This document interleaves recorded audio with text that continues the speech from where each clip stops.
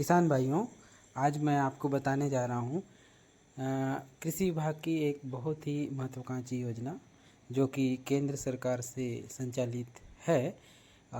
इस योजना का नाम है प्रधानमंत्री किसान सम्मान निधि योजना। इस योजना में वे किसान पात्रता रखते हैं जो सभी लघु सीमांत वर्ग के कृषक हैं और ऐसे किसान जो नौकरी में हैं या और कोई अन्य पेशा से इनकम टैक्स पेयर हैं, यानी कि इनकम टैक्स पटाते होंगे और पेंशनधारी होंगे।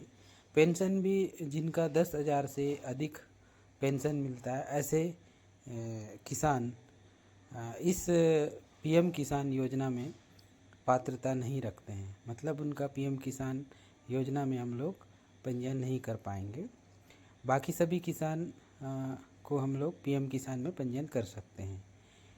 इस प्रधानमंत्री किसान सम्मान निधि योजना में वर्ष में 6,000 रुपये मिलता है, यानी कि 4 महीने में 2,000, वर्ष में 3 किस्त जारी होता है। एक किस्त में 2,000 रुपये मिलता है। इस तरह से 6,000 रुपये वर्ष में मिलता है।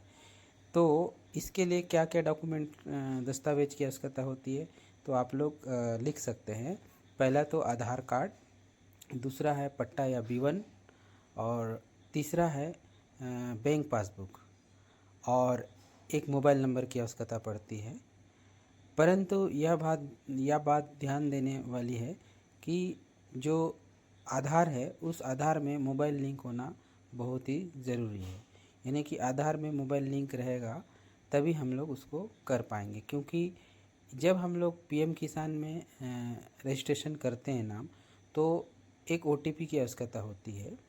जैसे ही हम आधार कार्ड को हम अपने ऑनलाइन पोर्टल में इंटर करते हैं तो एक OTP संबंधित आधार के मोबाइल में एक OTP जाएगा। उस OTP को हम लोग जब उसमें डालते हैं फॉर्म फिलअप करते समय, तो फिर उनका पूरा बायोडाटा खुल जाता है।